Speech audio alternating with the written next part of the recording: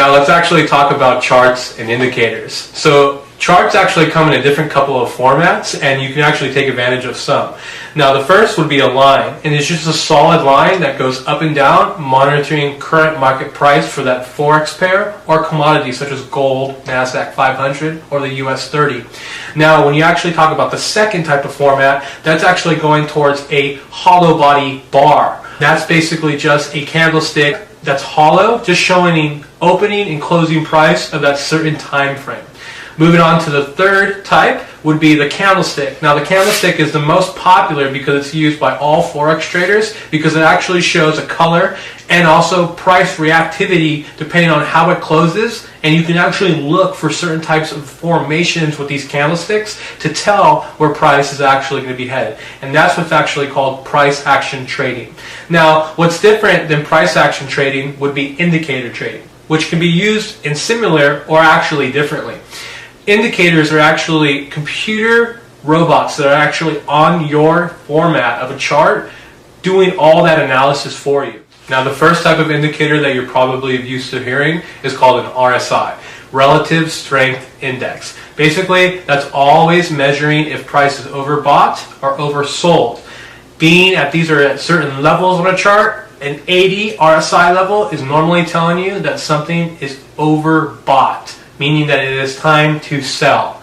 And on the other side of the flip, you're going to have an RSI level of a 20 that is telling you something that price is oversold, which is calling for a buy. Those two basic RSI levels can help you out in trading, showing you when you can sell and when you can buy. But it is not solely something you need to rely on. Now, one of the most popular indicators in Forex trading is called an EMA, or an exponential moving average. And basically, in short terms, that's just an average filter of current market price through over time. So what that actually can serve as is either a support and resistance, or something that price reacts off of, or just basically a normal filter showing you the uptrend or the downtrend. Now the third and most common indicator that Forex traders are using is what's called a MACD. A MACD is an oscillating indicator, very, very similar to the RSI. And what it is basically telling the market and also you as a trader that there is some momentum about to be picking up. And when the actual signals cross in the MACD format is a good time to act upon the trade.